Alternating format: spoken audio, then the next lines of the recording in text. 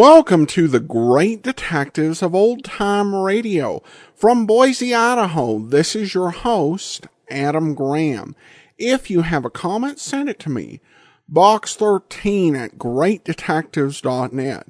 Follow us on Twitter at Radio Detectives. And become one of our friends on Facebook. Facebook.com/Radio Detectives. Well, before we do get started, I do want to let you know this program is brought to you by the financial support of our listeners who are supporting the show in a variety of ways. Thank you to Daniel, Kurt, and Susan who supported the show at support.greatdetectives.net.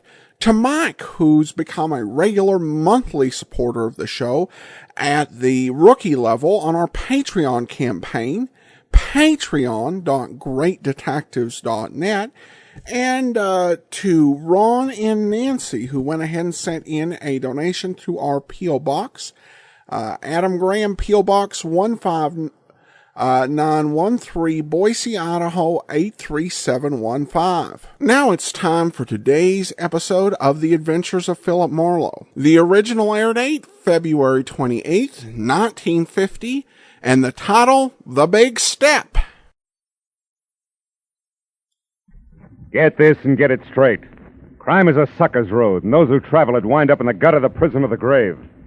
This time, a friend with millions, a myopic chemist and a long-haired piano player, but thrown into panic because a brilliant young lady with a gun was taking a big step in the wrong direction. It happened like this. From the pen of Raymond Chandler, outstanding author of crime fiction, comes his most famous character in The Adventures of Philip Marlowe.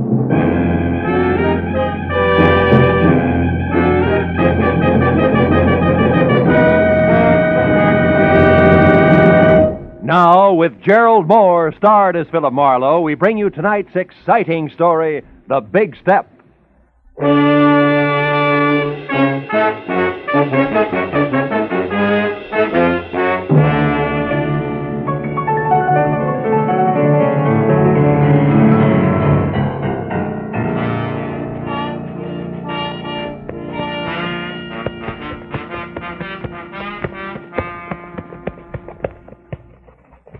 Yes, sir, Mr. Marlowe. I always figure shoes are just like faces. How's that, champ? Well, they make it old and they make it wrinkled, but they're still okay as long as they got a shine on them. Yeah, it keeps that right in condition, huh, champ? Yes, sir. Hey, let me just spank up this one again, huh? Sure. Oh, come in. Mr. Marlowe? Yeah? Oh, excuse me. I didn't know you was busy. That's all right. Okay, champ. I guess that does it. Here you are. Oh, thank you, Mr. Marlowe. I'll see you tomorrow. Right.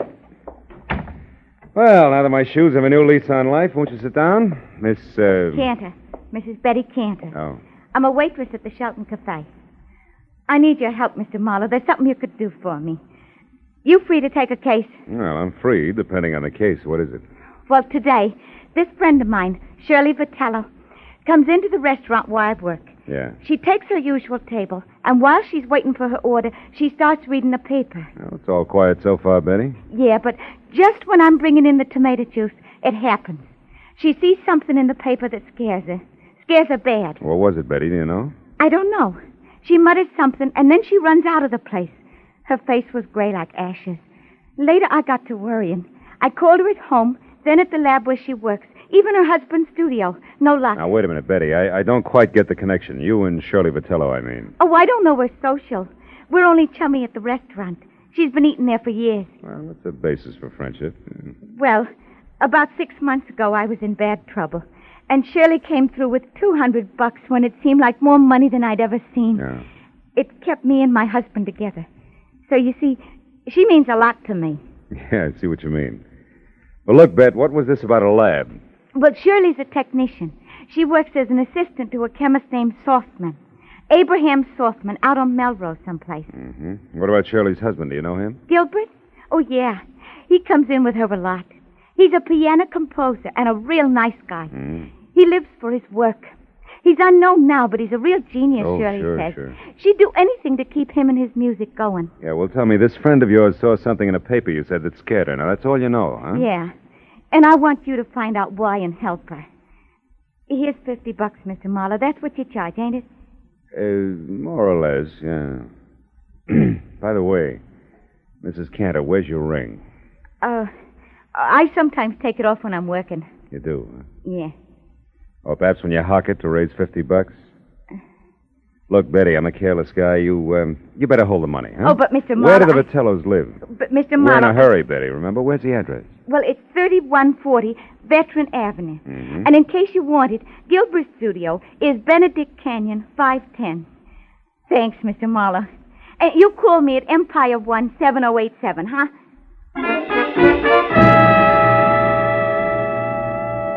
When Betty Cantor was gone, I got in my car and drove out to Veteran Avenue. You know, she was a pathetic little creature. And with a little effort, she could have that touch and glow look. Oh, well.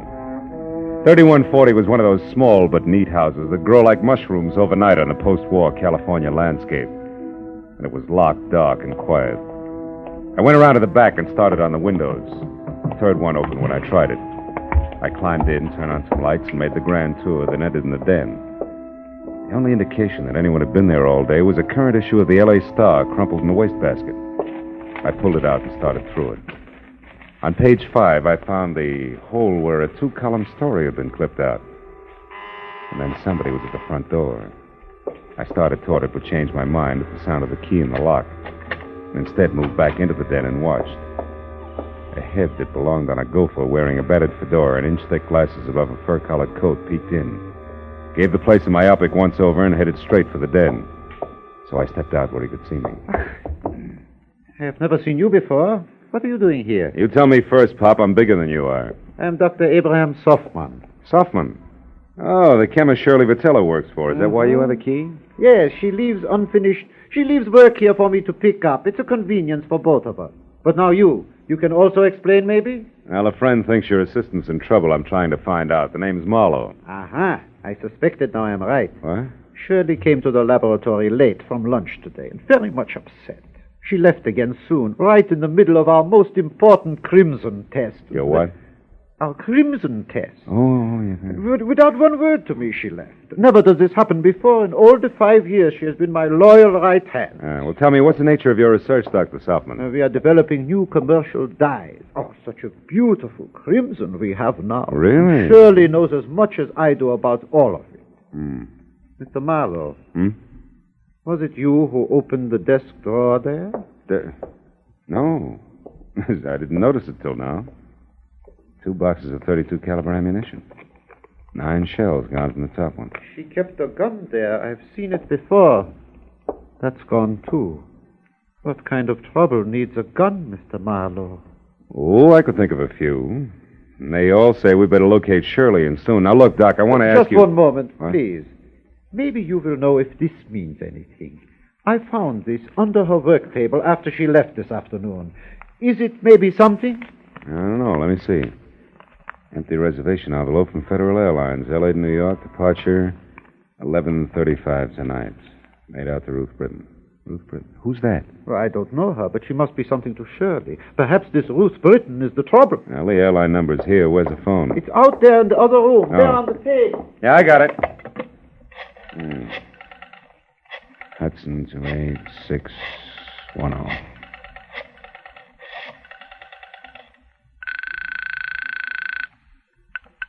Good evening, Federal Airlines. Agent Frederick Stowe speaking. Frederick, do you have a Ruth Britton listed on your 11:35 flight to New York? Oh, just one moment now, sir. I'll check. Oh, no. Yes, we do. Yeah, well, I've got to locate her. Do you have an address or a phone number there? Oh, no, sir, I do not. And even if I did, I'm Look, afraid Freddie I couldn't. Freddie boy, this is important. I need that information. Now, describe it to me. What does she look like? Oh, dear, I'm afraid I can't. I must have sold the ticket. I'm the only agent on duty, but I just can't seem to think where Try, will you? Think. I am. How do you expect Oh, me to isn't that remember awful? 75 or 80 faces every day? Now, listen, Good heavens, don't you think I get confused? Yes, I every do. Time Now 9 I or do. 10 jerks come in here at once, all wanting tickets at the Never same time. mind. Don't you think I have the Skip right it. to do it? Frederiksen. Now, look, Doc. Now, look, do me a favor, will you? What is it? Stay right here and wait for Shirley. If she comes back, hold her. I'm going to look up her husband, Gilbert.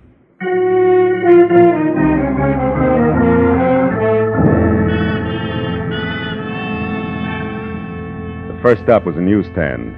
I bought an L.A. Star, turned to page 5, and found that the missing story was on a man identified only as Denneker, who'd been hit by a taxi on Temple Street at 8 a.m.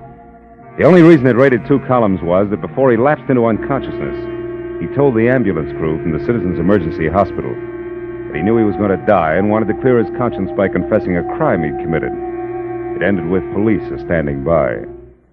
I drove on into Benedict Canyon, wondering what kind of a bridge it was going to take to span the gap between a female chemist and a downtown traffic accident. I was still wondering when I got to number 510. All I could see of Gilbert Vitello's studio over the brush around it was something pseudo-Spanish that had been stuck onto a piece of vertical real estate by an optimist in the early 20s. The path had been opened from the driveway to the house, and as I walked to the door, the piano music from inside got louder, but not better. Even in the long-haired circle, that stuff needed a haircut. Hey! Hey! Vitello, break it up a minute, will you? What's the meaning of this outburst? I'm working and I won't be interrupted. Who are you? What do you want anyway? Take it easy, Mr. Vitello. My name is Marlowe. Betty Cantor sent me here because she's worried about your wife. The waitress worried about Shirley. Why? Well, she's in some kind of trouble. Have you seen her tonight? No, not since this morning, but that's not unusual. I often work late. My music is very demanding. Now, what gives that waitress the idea that Shirley's in trouble? Your wife's reaction to a newspaper story. It scared the wits out of her. About a taxi hitting a man named Denneker mean anything to you? Denneker? Shirley worked with a fellow by that name once, I believe, but why would that story frighten her? Well, I was hoping you'd tell me. Do you have a gun? A little .32 pistol. It's at home. Why? It's gone. See here, what's this all about? Tell me the truth and be quick about it. Oh, shut up. Answer my question. All right. My wife was shocked by that item on Denneker. She isn't at home, she isn't at Selfman's lab, and hasn't been all afternoon. And what's more, she's got a gun.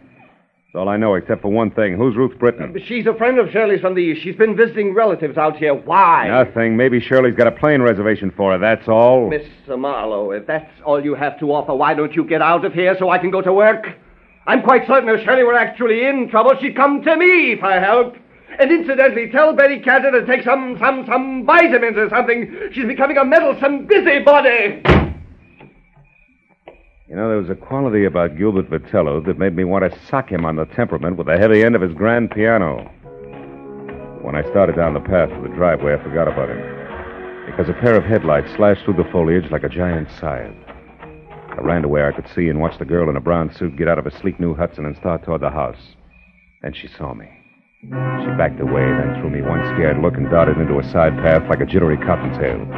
I followed as fast as I could, but it was home ground to her, and in 20 yards I was outclassed. I lost her at the corner of a sagging shed and stopped to listen for her footsteps. I heard something else, but not in time to duck. Oh!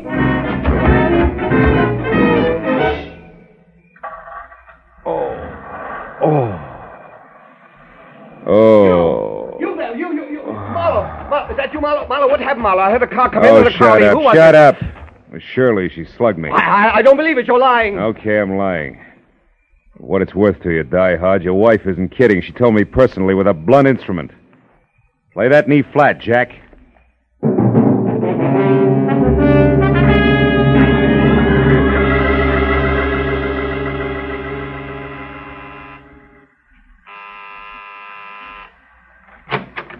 Mr. Marlowe, did you get something? Lumps.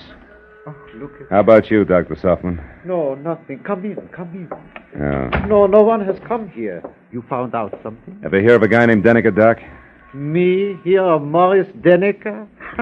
5 times in the past 3 years, Morris Denneker in Chicago has beaten me by introducing a new dye substance or a new process just days ahead of me. 5 times this happened. He's a dye chemist, too, huh? A brilliant one. I admire him. But why do you Listen, ask this me? is beginning to fit like a rubber glove. Denneker's in a hospital right here in L.A. He may not live, and he wants to confess to a crime. Here, look. What's Now, read it this? yourself. When Shirley saw that story, it threw her into a panic, and now it only figures one way. Your assistant has been selling your new developments to Denneker before you released them. No, it is not true. Shirley would not do this thing, not to me. Okay, Doc, we'll see. Now, look, why don't you go back to your lab and wait? I'm going to the hospital now and do some more fast addition. If it comes right, just don't forget you're a scientist, will you? Oh, I would not forget. Now, you remember something, Mr. Marlowe.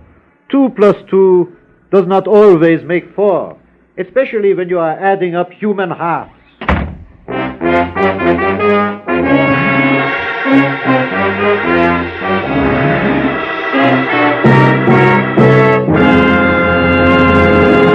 In just a moment, the second act of Philip Marlowe. But first, Wednesday's Wonderful on CBS, with Dr. Christian, Groucho Marx, Bing Crosby, and Burns and Allen all coming your way over most of these same CBS stations.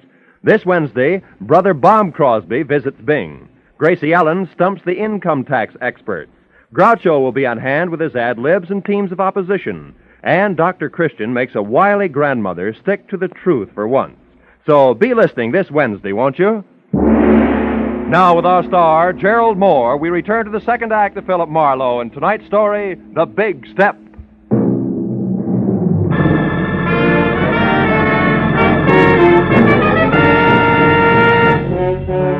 It was 20 stop-and-go minutes through the snarled early evening traffic over to the Citizens Emergency Hospital.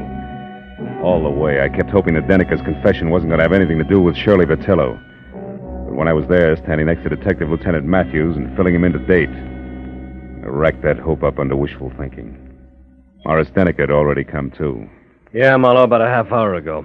He didn't say too much. How much? Only something about this woman you mentioned, this Shirley Vitello, and Yeah? the formula for some kind of a bleaching agent. Then he went out again. Hey, look, this Vitello girl who currently adds up to something very... What does she look like? Oh, blonde, about 5'4", maybe 30. Wearing a dark brown suit, no hat? That's right. She been around? Yeah, I spotted her here in the hall about 45 minutes ago. Claimed she was a reporter, but she didn't make any small talk with the other news hands. I got a little suspicious. Just then Denica came too, so I went in there. When I came back out, she was gone. Hey, Marlowe, you know where we can pick her up? No, I don't, Lieutenant. Doesn't look so good for her. She could be pretty desperate right now. Like a quick trip to the country. Or like worse, she's got a gun, Matthews. And now with Denica starting to talk, very little hope left. I better be going. Where? Just going, Matthews. Hey, wait I'll a keep minute. in touch. Wait a minute. Look, we have a big organization, Mr. Marlowe. We're equipped to handle all kinds. We could do almost as good a job as you. Just keep that in mind, will you? Yeah. And I'm glad you said almost. So long.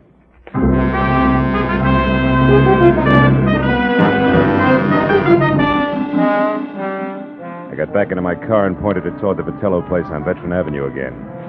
Because I didn't know where else I could possibly pick up Shirley's trail. I felt like an uncomfortable emptiness was in the pit of my stomach. You know, like the guy who stands on a street corner and watches an ambulance intern scrape up a traffic victim. He knows he didn't have anything to do with it, but that knowledge doesn't make him feel any better. Shirley Vitello was headed for trouble, bad trouble. And the pathetic little kid, Betty Cantor, who came into my office and started the whole thing, could get hurt in the process. Well, I parked in front of the place, which from inside, a desk lamp showed a circle of light the size and color of a lemon lifesaver, and the front door was open inches, as though somebody had left in a big hurry. I walked on eggs as far as the door and nudged it. And I saw it. On the table in the far corner of the room, a note propped up against the lamp and nothing else. I started toward it. Don't move. I'm behind you, and I've got a gun. Oh, fine. 32 caliber out of the desk drawer, no doubt. No doubt. Marlowe, why are you mixing into something that's no business of yours? I'm a private detective working for your friend Betty Cantor. She's worried about you, Shirley. Marlowe, what's done is done. Betty can't help me. You can't help me. Nobody can help me. I stole Softman's work, and I sold it to Morris Denica. I didn't count on a deathbed confession. Why'd you do it?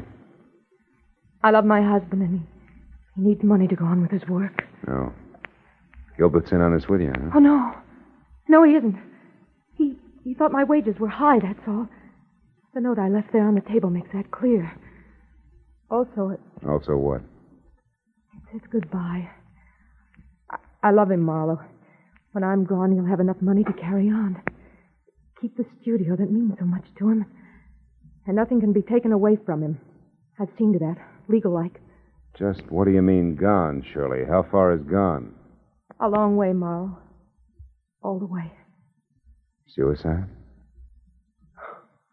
Oh, no, Shirley, you Marlowe, can't mean let's that. not talk anymore. And don't bother about that phone. It's only Gilbert. How do you know? Well, when I pulled up outside here after I came from the hospital, he was home. I didn't want to speak to him, so I drove on until I came to a phone booth. And then I called here and told him to meet me at the Saffron Bar. It's an old hangout of ours. You wanted to leave a note for him, but didn't want to face him, is that it? Yeah. He'll keep calling on and off for quite a while before he comes back here.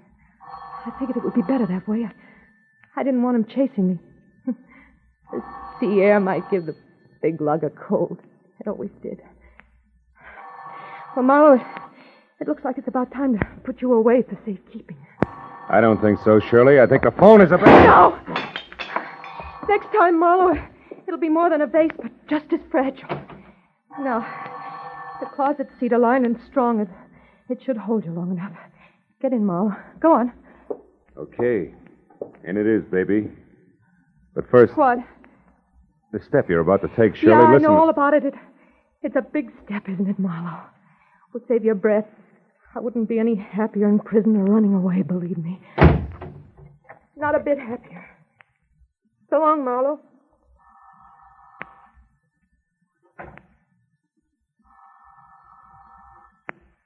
Nobody's home.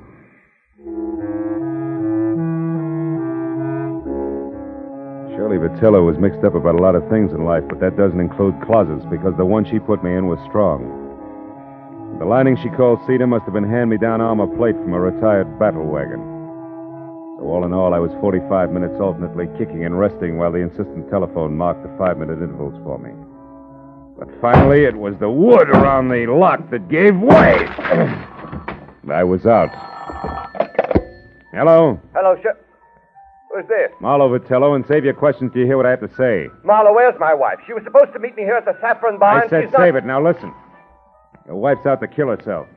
No, Marlowe, no! Yes, tell me, did you two have a favorite spot out near the ocean? I don't see what I don't care whether you see or not. Did you or didn't you? Yes, the Redondo fishing pier below Santa Monica. Good. Now keep listening, Vitello, and do as I say. Come straight home. But, Marlowe, it's surely... Do as I say, Vitello. Come back here and sit tight with fingers crossed. I'll worry about the pier. Goodbye. Broken. I picked up the phone again, dialed 116, got through to police emergency operator, and from there to Matthews, who was still at the Citizens Hospital. I told him to pick me up in a squad car and get ready for a fast 10-mile drive to the Redondo fishing pier, where Shirley Vitello was going to kill herself. Then I got outside and waited the 4 longest minutes of my life, until finally Matthews screeched up to a halt. When I piled in, we took off, siren wide open.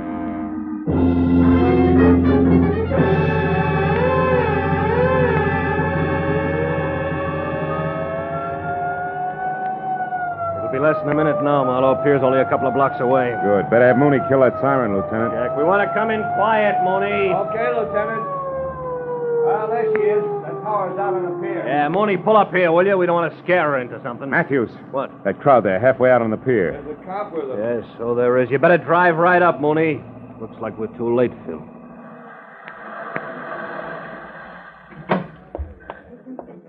We were too late. At the center of a circle of the morbidly curious who always stand and gape, we found her lying face down on the greasy planks of the pier, dead. She'd shot herself through the heart, and the gun, the same .32 she'd used on me, was lying next to her. 2 bullets gone. I explained the extra shot to Matthews. Uh-huh. Okay, 1 bullet fired up at her place and the other one here. Well, I hope you're satisfied, Marlowe. What do you mean, satisfied? I mean single-handed. You had to leave the cops out of it, didn't you? You had to go up to Veteran Avenue all by your lonesome, didn't you? Now, you wait a minute, Matthews. I was only trying to... nuts. Hey, Mooney, where's the nearest phone? Over there, Lieutenant, across the street, the Triple Eagle Cafe. The patrolman here's already called an ambulance. All right, tell him she can be moved. Come on, Marlowe. I want to turn in a first report on this. Mooney, pick us up at the cafe. Right, Lieutenant. Okay, Bob. Okay, let's see. So Shirley Vitello was stealing formulas for those dyes from her boss and selling them to this Morris Denneker. Yeah. All was rosy until Denneker walked out in front of a taxi early this morning. That put him close to death and in a mood to talk. Also put Shirley Vitello on the spot. Hey, is that the place you want to phone from? Yeah. Look, one thing more, Marlowe. The girl's motive all the way through. She loved her husband. He loved his work. Yeah? Her, too? Yeah, after his work. So since he didn't make any dough, she stole to keep him going and close to her. There's the phone, Phil. Come on, will you? I may need you to fill in the blanks for me. Marlowe, I said I heard you. The phone can wait, Lieutenant. Come on over here. What? I want to talk to that piano player. Piano player? What about it? Tricky way he has of playing Blue Skies. What? Yeah.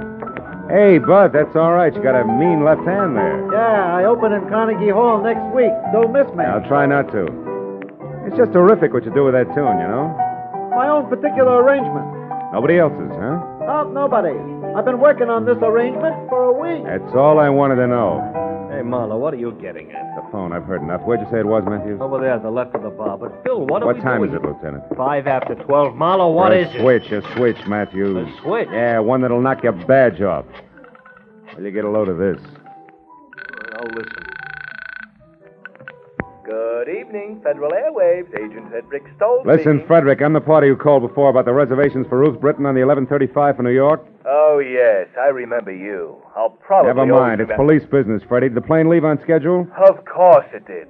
But Miss Britton didn't make it, and she didn't bother to call and cancel her reservation. Thanks. I've heard enough. So far, so good, Matthews. Yeah, which means what? The Saffron Bar in Hollywood. Which means what? Shirley Vitello didn't commit suicide, Matthews. She was murdered.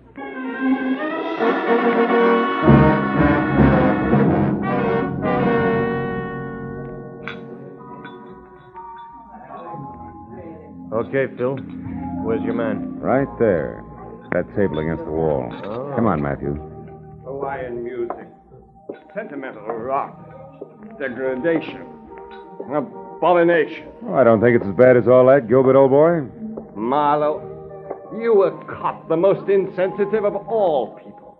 What would you know about music? Just for the record, he's not a cop. My question still stands. What do you know about music? As a matter of fact, not much. But you know, I'm fascinated by what they're doing with instruments these days. Really? Mm-hmm. What are they doing that might fascinate you? Well, for example, take that picture where the score is done by only one instrument, a zither. What's more, it doesn't sound like a zither. To a trained ear, a zither is a zither. You mean you can't make one instrument sound like another? Well, for example, a guitar like a piano? Don't be ridiculous. Now, wait a minute. Not so ridiculous. Why, only tonight I heard a guitar that sounded just like a piano. Real tricky arrangement it was, too. Sounded... You're joking. Oh, no. Well, you must have heard it, too. It was while we were talking on the telephone. The telephone? I talked to you? Sure you did. You remember? Mom... You said you were calling from here, the Saffron Bar, but the conversation was being scored by the pianist at the Triple Eagle Cafe at Redondo Beach. A real tricky arrangement in more ways than one. I didn't mean it. I didn't really want to. All right, what's the rest of it, Phil? He didn't want to quit his work and spend the rest of his life hiding in some forgotten corner of the globe. Which was her plan? Yeah. As I figure it, once Shirley knew she was finished, she decided they should both run for it. He was in on what she was doing all along. And the suicide note? It was part of a plan. Oh. Leave Huppy here and innocent with the money she got for her shenanigans. Then frame her own suicide, a trail that would lead us to the Redondo Pier, her hat and coat floating in the drink. Uh-huh. And after a couple of days of searching, we say the tide probably carried the body out to sea. Closed case. That's right. In the meantime, she's flown to New York as Ruth Britton and is heading on from there. Hubby here to join her at a later date. Yeah, fine. Only Hubby double-crossed her and shot her, so he can sit tight with the money right here. That's it, Matthews. Please, give me another chance. Oh, shut up. Wipe them dry, Matthews, and take them away.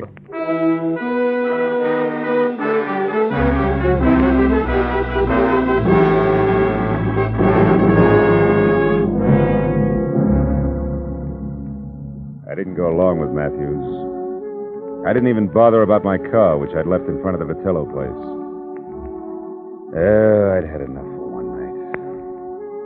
Enough of the kind of person who'd hitch his wagon to a star only if the twinkle he saw on the horizon was the reflection of a dollar sign. Oh, yeah, they were a pair, all right, the Vitellos. A pair who finally canceled each other out. You know what? I'm glad of it.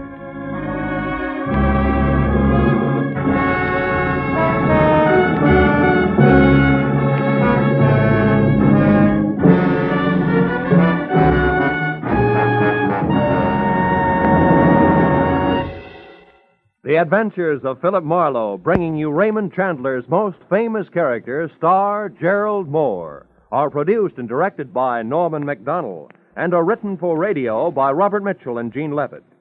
Featured in the cast were Gene Bates, Paul Dubov, Vivi Janis, Edgar Barrier, and Peter Leeds. Detective Lieutenant Matthews is played by Larry Dobkin. The special music is composed and conducted by Richard Orant. Be sure and be with us again next week when Philip Marlowe says... This time I tangled with a mad Scotchman, a phony English lord, and a beautiful blonde corpse in a freight house. All because of a butler who walked on his knuckles.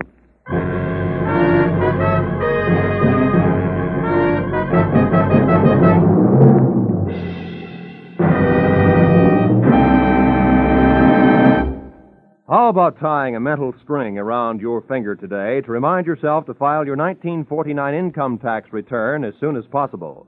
The 15th of March isn't several miles down the road the way it used to be. It's almost at your front door. And you'd certainly get a scare if you came home one evening to find it sitting right smack in your living room saying smugly, "Well, you forgot to file your income tax return. What now, little man?" So why not set aside tonight as income tax night and file your 1949 return? This is Roy Rowan speaking. This is CBS, where Burns and Allen are heard every Wednesday night, the Columbia Broadcasting System.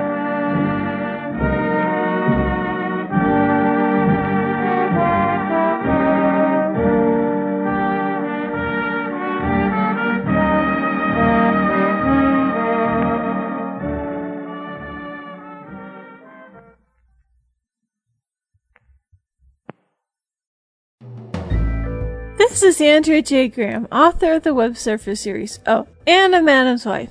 You're listening to the Great Detectives of Old Time Radio.